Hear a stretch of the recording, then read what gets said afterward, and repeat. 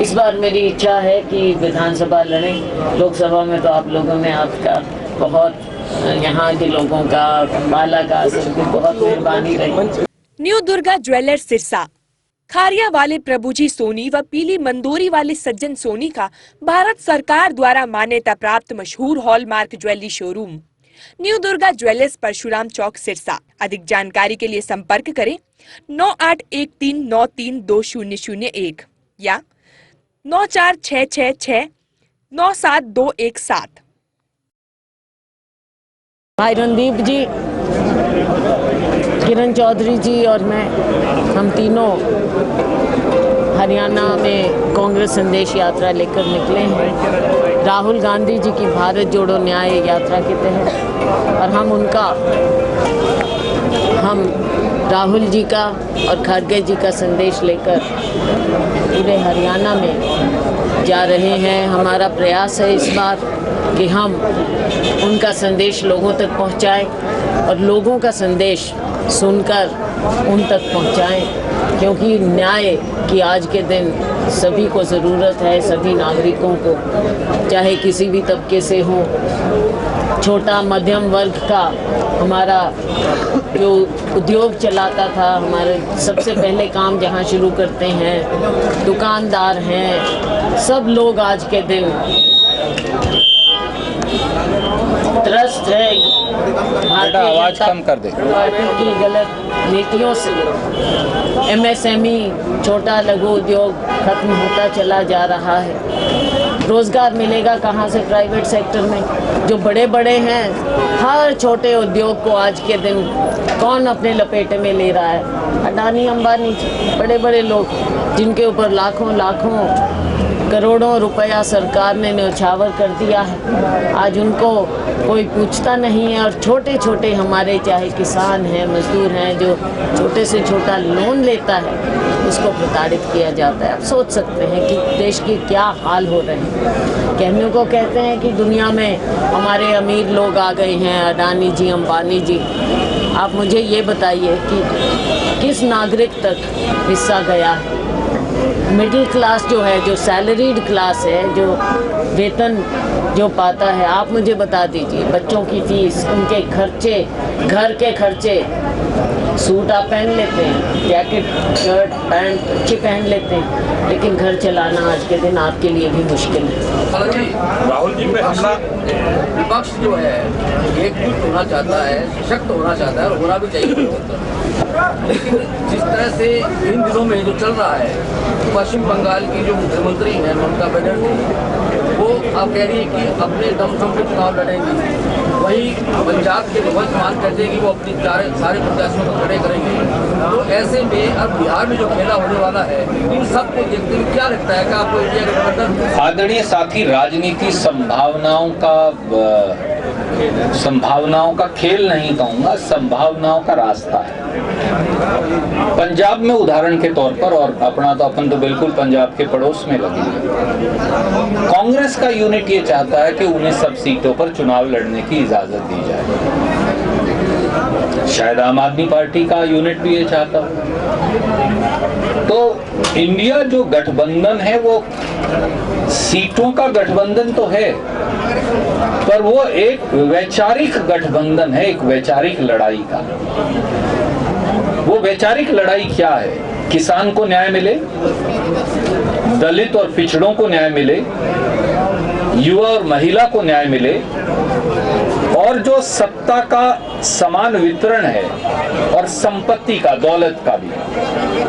इस देश में 60% पैसा इस देश के 3% लोगों के पास है। कैसे चलेगा देश? 3% लोग अगर देश का 60% पैसा अपनी जेब में डालकर बैठ जाएंगे, तो गरीब दलित, गरीब पिछड़े वर्ग का कोई साथी, आदिवासी, छोटा दुकानदार, वो कहां जाएगा? इसलिए ये लड़ाई इस बेमेल जो दौलत का वितरण हो गया है, जहां कुछ लोगों ने पूरे देश की सत्ता और पैसा हथिया लिया है और लोग जो हैं वो त्राहिमाम हैं, ये उनके खिलाफ भी है। हाँ, कहीं ये हम सीट शेयरिंग में कामयाब हो जाएंगे, कहीं हम नहीं कामयाब हो पाएंगे। पर हमने कभी ये नहीं कहा कि हम स्थानीय दलों की आकांक्षाओं पर बुलडोजर चलाकर अपनी बात को की धौंस जमाएंगे, नहीं। ये वैचारिक गठबंधन पहले है और उसके बाद जहां हो सके वहाँ एप्रोप्रिएट सीट डिस्ट्रीब्यूशन का। अयोध्या में राम का आगमन की बात भाजपा कह रही है और लार्ज स्केल के ऊपर उसको प्रसारित और प्रचारित किया गया। लोग ये भी कह रहे हैं कि इसको 2024 के इलेक्शन के तौर पे मोदी प्रोजेक्ट कर रहा है, तो वहाँ लगता है कि इसके स्थापना राम राज हिंदुस्तान में कैसे स्थापित हो पाएगा? कुमारी शैलजा जी ने बोलते हुए मुझे लगता है बड़े खूबसूरत और सधे हुए शब्दों में इसका जवाब दिया। मैं आपसे पूछता, राम तो त्याग है, राम तो मर्यादा की अनुपालना में 14 साल वनवास चले जाना है, राम तो गरीब शबरी के बेर झूठे बेर खाना है, राम तो गरीब की झोपड़ी में टिमटिमाता दिया है जिसका तेल खत्म होने वाला है, राम तो आस्था है। राम कांग्रेस या भाजपा के कैसे हो सकते हैं? राम तब भी थे जब इस देश का मौजूदा स्वरूप नहीं था और राम युग युगांतर के बाद भी होंगे। राम ना शैलजा जी के हैं, ना राहुल जी के हैं, सिर्फ ना मोदी जी के हैं, ना रणदीप के हैं, ना आपके हैं, राम तो सबके हैं। इसीलिए तो वो राम है। राम दूसरे की पीड़ा को सहकर जंगल में प्रवास करना है क्योंकि वचन दिया था। आज के राजनीतिज्ञ जो सत्ताधारी हैं, क्या वो वचन की मर्यादा को निभा रहे हैं? मैं ये आपके विवेक पर छोड़ता हूं। क्या उन्होंने अपना वचन निभाया? जो वचन ना निभा सके वो राम का अनुयायी नहीं हो सकता। जो प्रेम की भाषा अपनी जीवन में आत्मसात ना कर सके वो राम का अनुसरण नहीं कर सकता। जो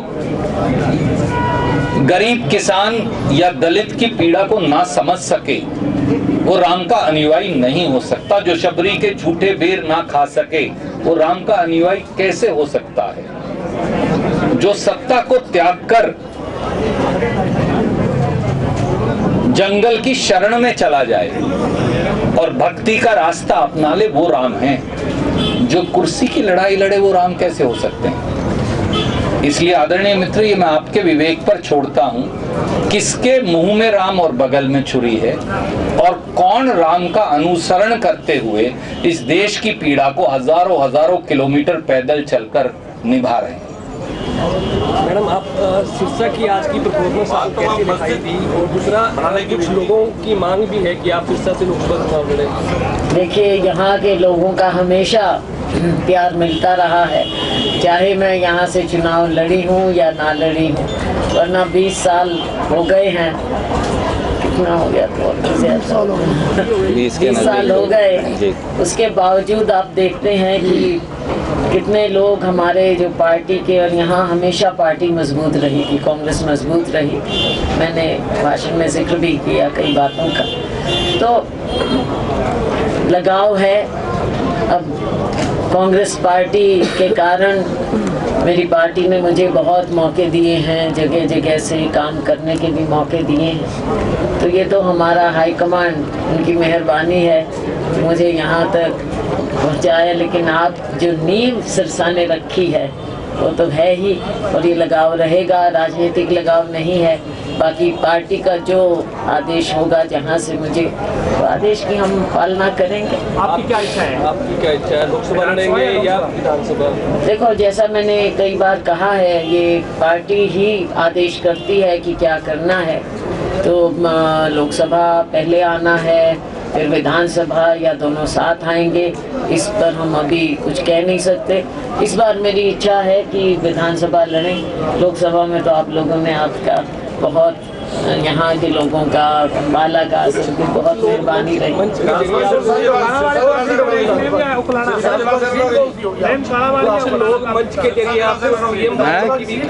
जो पार्टी निर्णय करेगी, मैं और शैलजा जी कैसे निर्णय करेंगे कि हम किस सीट से लड़ेंगे? मैंने केवल ये अपनी इच्छा जताई है कि मैं इस बार विधानसभा चुनाव लड़ना चाहती हूँ। आगे पार्टी का आदेश सरमाते हमारी हाईकमांड जो कहती है वो हमने हमेशा माना है, सीट भी वही तय करेंगे। विधानसभा को लेकर काफी समय से जी लिस्ट जो है वो जारी नहीं हुई है, हरियाणा में संगठन नहीं है। नहीं, अभी मुझे लगता है कि जल्दी, बहुत जल्दी हो जाना चाहिए, क्योंकि जो और राज्यों में भी, हरियाणा में भी अब जल्दी हमको चुनाव आ रहे हैं, जल्दी करना होगा। लोकसभा चुनाव हमने भी आग्रह किया है। संजय जी, आप कांग्रेस की गुटबाजी को कैसे देखते हैं? ये एक तरफ घर घर संदेश यात्रा चल रही है, दूसरी तरफ आपकी ये संदेश यात्रा चल रही है, तो हालांकि मतलब दोनों तरफ अच्छा काम किया जा रहा होगा, लेकिन ना आपकी यात्रा में हुड्डा के समर्थक आते हैं और ना हुड्डा के यात्रा में आपके समर्थक जाते हैं। ये गुटबाजी है या नहीं है, आप इसे कैसे देखते हैं? देखो, बात ये है कि अपने अपने कांग्रेस पार्टी एक समंदर है, बहुत बड़ी पार्टी है। कांग्रेस पार्टी तो एक आंदोलन, हमारी कोई काडर बेस नहीं है, एक आंदोलन है जिसमें लोग जुड़ते जाते हैं। पहले भी जुड़ते गए, जनसमूह जुड़ता गया। आज हमारा यही प्रयास है कि हम चाहे कोई भी, चाहे गोगी जी हैं, चाहे प्रदीप जी हैं, रोड़ी जी, हमारे सभी साथी अपने अपने ढंग से कांग्रेस पार्टी को मजबूत कर रहे हैं। तो जुड़ तो कांग्रेस के साथ रहे हैं, तिरंगे के साथ, हाथ के निशान के साथ, राहुल गांधी, खड़गे जी के साथ सब जुड़ रहे हैं। अंत में यही देखना है कि कांग्रेस मजबूत हो रही है। बाकी किसी भी संस्था में, किसी भी संगठन में देखो, अपनी अपनी स्पेस के लिए, अपने अपने प्रभाव के लिए, अपने अपने क्षेत्र के लिए सब लोग मेहनत करते हैं।